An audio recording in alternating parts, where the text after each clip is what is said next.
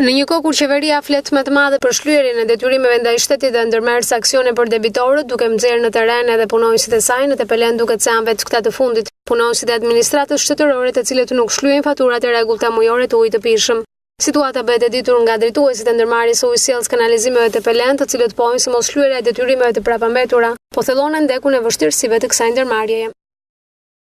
Ujësjellës kanalizime fshat Tepelen me ndarjen e re administrative ka edhe ish komunat, njësitë administrative në funksionin e saj dhe përgjegjësia është rritur në këto zonat e thella, pasi ka vite që këta ujësjellës kanë qenë jashtë funksionimit normal për popullatën. Si ujësjellës, si shoqëri neve, lë për dëshiruar shumë pagesa e arkëtimeve, sidomos e abonentëve ose banorëve që janë të punësuar në shtet, edhe pse ata kanë lidhur akt marrëveshje për shlyerje detyrime të rregullisht me ndërmarrjen e ujësjellësit, ata nuk i zbatojnë këta.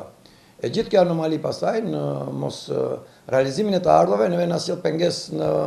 në mbarvajtjen e punëve të përditshme për të shërbyer sa më shumë komunitetit në furnizimin me ujë. Aktualisht dy qytetet Tepelen dhe Memaliaj ndodhen në një situatë shumë të mirë me ujë, 24 orë furnizimit pa ndërprerje. Ky ujësjellës ka qenë i mbartur me shumë debi në vite, por neve kemi rritur shumë nivelin e arkëtimeve duke përballuar vetë të gjitha shpenzimet që janë paga, sigurime mujore, pagesat e energjisë elektrike, klorinimin e ujit, por lë për dëshiruar mos shlyerja e debive të përpambetura nga të gjithë banorët, klientët e ujësjellësit, dhe kjo shton ndekun e borxhit të ujësjellësit dhe nuk e përballojnë dot situatën nëse nuk do të kemi likuidime të rregullta nga këta banorë. Kemi marrë kontakte edhe me Ministritë përkatëse, kemi dërguar dhe shkresat përkatëse, kemi bërë njoftimet edhe përkatëse. Unë nuk dua të përmend këtu